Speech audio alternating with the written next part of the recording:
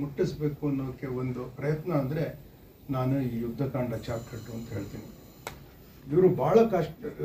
ನಾನು ತುಂಬ ಆರ್ಗ್ಯೂ ಮಾಡೋ ನೇಚರ್ ಇದೆ ನನಗೆ.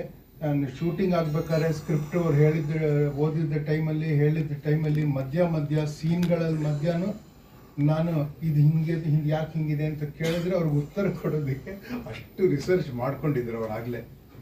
ಅದಕ್ಕೆ ಬೇರೆ ಬೇರೆ ಆಯಾಮಗಳಿಂದ ಒಂದು any victim is a victim. ಈ ಕೇಸಲ್ಲಿ ಹೆಣ್ಣು ಆದರೆ ಒಂದು ಹೆಣ್ಣಿಗೆ ಹೆಣ್ಣು ವಿಕ್ಟಿಮ್ ಆದಾಗ ಹೆಣ್ಣಿನ ಸುತ್ತ ಒಂದು ಜಗತ್ತಿರುತ್ತೆ, ಅವರೆಲ್ಲರೂ ವಿಕ್ಟಿಮ್ಸ್ ಆಗ್ತಾರೆ.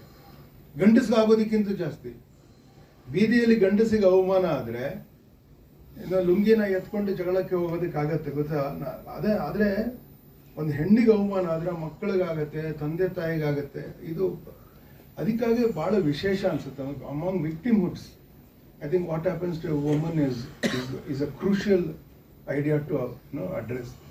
ಈ ಸಿನಿಮಾದಲ್ಲಿ ಅದು ಮಾಡಿದ್ದಾರೆ ಅಂತ ನನಗನ್ಸುತ್ತೆ.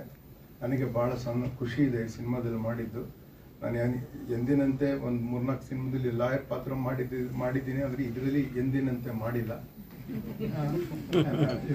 ಸ್ವಲ್ಪ ಸಿನಿಮಾ ಅಂತ ಹೇಳಿ ದಯವಿಟ್ಟು ನೋಡಬೇಕು ಅಂತ ನಾನು ಹೇಳ್ತೇನೆ. ನಮಸ್ಕಾರ.